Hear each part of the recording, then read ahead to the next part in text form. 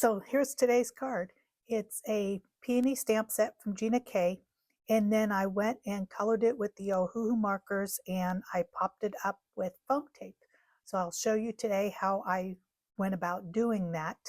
It is an old technique that I have seen years ago. I purchased some from a craft show where they did it with little bears and then just popped it up like you can see there, that is three-dimensional. And I was kind of going for that. So it doesn't have to be a flower. You could just do it with any image you have. You just have to cut in certain sections where you think it should be. So that's what I'm going to show you today, is where I cut for the color and the way that this was put together. I've always loved my peonies, and they're starting to peek out of the ground here in California. It's been nice and warm, so I'm kind of anxious to see them come out. What's nice about the peonies is you don't have to do anything. They come back year after year, not like some of the other flowers that I have to keep replanting. So thank you for joining me today, and let's get started, and I'll show you how I created this card with making it 3D. This stamp is a large image, so this is a 5.25, was it 5.5 by 4.25 panel. So this is the outline image. This is the one that's going to be on the bottom. So I'm going to call this panel 1. We're going to go ahead and make 3 panels. Now, if you have a stamp, you can make as many panels as you want. But for my card today, I only needed to make 3. So I just used some other cardstock that I had and created 2 more images of the exact same thing. Now they don't have to be perfect because we're going to cut them. As you can see, they're not perfect. And I numbered them 1, 2, and 3 so that I knew which one was going to go in what order. So I start coloring with the 3rd panel, which is the flower. Now this is going to be the top layer. So you're gonna, you know what I'm saying. You're going to just do what you think would be the very top, which is the bud. Now I colored a little bit more because I wasn't sure exactly where I was going to be cutting it. So I did a little bit more coloring than I probably needed to. And I started out with the gray, thinking the gray tips in the white would bring the white out more. So I did a very light gray here, and then I went in with the light pink to kind of blend out that gray and bring the pink flower in. And I still wanted to keep the white, so I did just a very light pink on the outside. Again, being that this is the top panel, you're only going to focus on the bud portion, which is where you're going to be cutting around. And I like this pink that is with the Ohuhu markers. It's very light, and it was just the perfect pink that I wanted. And then I went in with a little bit darker. It's called Queen Pink. And I went in just to where the highlights and the shadows would be the darkest. I used this as my dark pink and really focused on that. Now I did notice, I'm going to put a little thing out here, I did notice with these markers versus Copic and Spectrum Noir is when they dry lighter than what the color actually was. I did have to go in a little bit more and do a little bit more coloring to bring out the pink. I don't know if it's just because I didn't put enough on the first one, but I noticed that it dried a little bit lighter than the color I put on here. I'm not sure. I'm going to have to keep working with that and see why that is. But here's number 2 panel, and here we're going to go a little bit wider. We don't have to do the bud because we did that on section 3, but we have to go for the next layers and bring that out and color that and focus in on what you're going to be cutting around for the layer 2. It's going to be a little bit bigger because the bud's going to go on top. Then you go back to layer 1, which is your bottom panel, and all of it's going to be attached. Now I only was thinking that you're going to see the bottom layer through the top layers. So I wanted to make sure that the outline was colored just so that there's a little bit of, it's not just a white background that you're going to see. Also, I did a little bit darker gray, figuring that this was more of a shadow because it's going to be underneath the other two sections. So I went a little bit darker on this and just thinking that it's going to be layered from the others. These, I did all three at one time for the pinks, just because I had it out. Then I went back to the second panel because number 3 is done. I'm only using the bud part. So now for number 2, I needed to go in and do the flower that I'm going to cut around. Now, I only did one leaf or 2 leaves, whereas I probably could have done a little bit more on the, and cut around that and pop that image up as well, but I only did, so this is the outline I'm cutting for number 2. You can see that the outline will be that, and I will do these 2 leaves for that.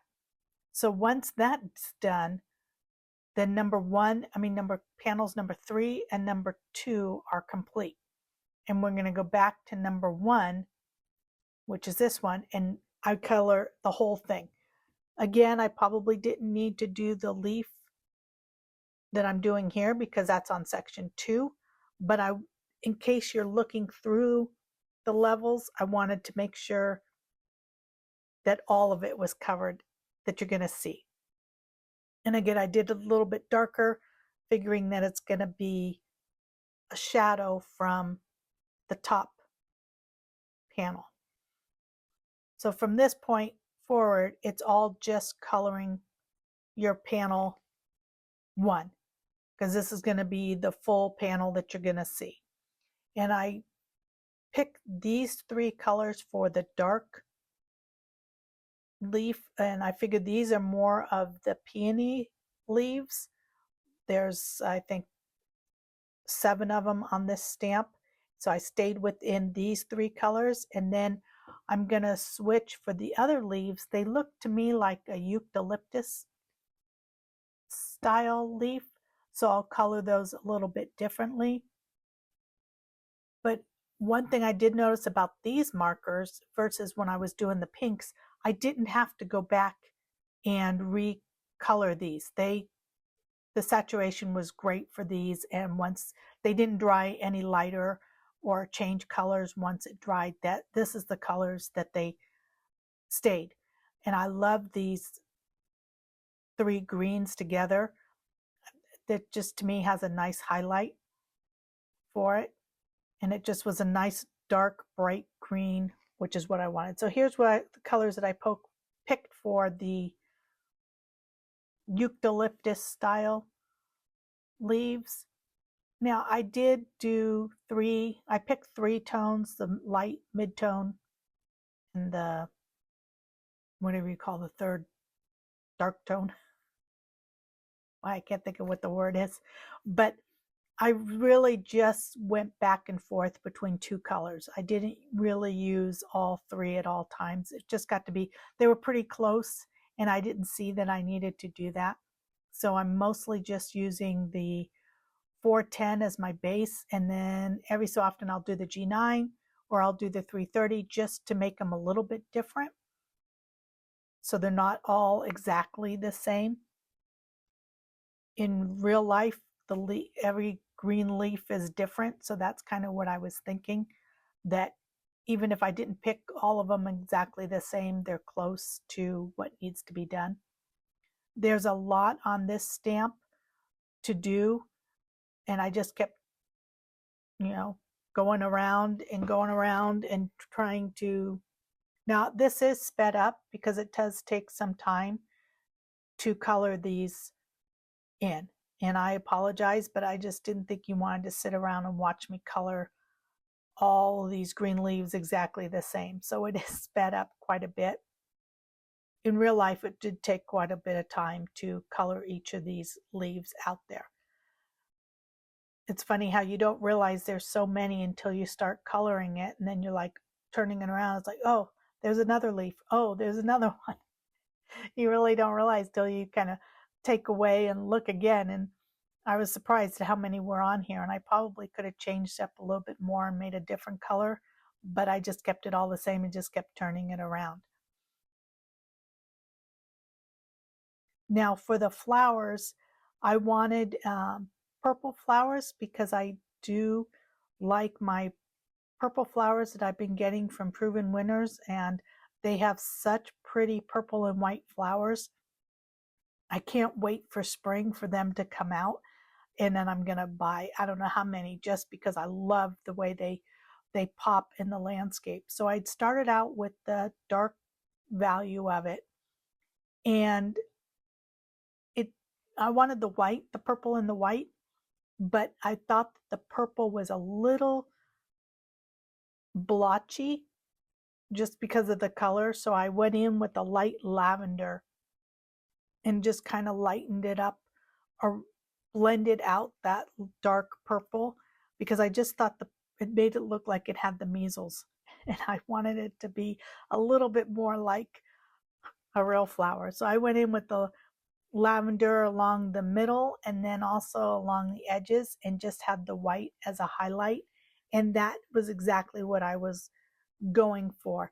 Now, one thing I didn't mention is on the panel 3 for the bud, for that dark spot in the middle of the flower, even though it's black, I went over it with a really dark, which is called an RV 250, which is a peony color, and it's purple, like a pink purple. So I went in on the 3rd panel and colored that black just to give it a little bit more of a deep purple and less of black.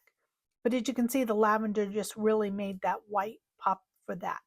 Now comes the part of cutting around those images. So here I went through number 2 and popped that up, and then we're going to do just the bud, number 3. Now see, I changed my mind of not doing that other section, so I just cut that off and just did the bud alone. Now again, you could pop this up 3 or 4 times because it just depends on where you want to pop it up, but this was enough that it would still go through the mail and not be over the size. Now I did try to use the antique linen. I thought would kind of just scrape the edges, thinking it would kind of, I don't know, antique the edges, because the peonies usually have a little bit of a white to it. This is not a necessary step. It really didn't do anything on the image like I thought it would. It's there, but it's not a necessary step, and I wouldn't do it unless you have a better, maybe a different color than antique linen. And here you can see I popped up a little bit higher pop-up for section 2.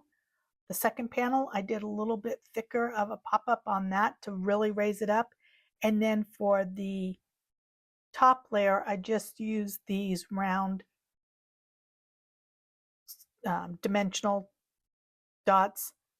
They're not as thick as those squares. If I wasn't mailing it, I would probably use the same dimensions, the squares, as the first layer and raise it up a little bit more so you could see it. But for this, in order to mail it, I kind of did a little bit smaller in there. So I'm trying to show you here that it is popped up, and my camera doesn't really want to pick that up, but you could see that it is layered each section. So it's kind of a fun card to do, and you can do that with any stamp. It doesn't have to be a flower, it could be anything. I thought it was so cool. And then I just go ahead and put the sentiment on it, and then I cut it down to, now if you're going to do the panel, I would cut it down first before you glue the parts together so that you could get it through your machine. But I cut it down to 4 and by 5 1/4, and then I put a panel behind it and some rhinestones on it. Thank you for watching, and I hope you can live life in full bloom.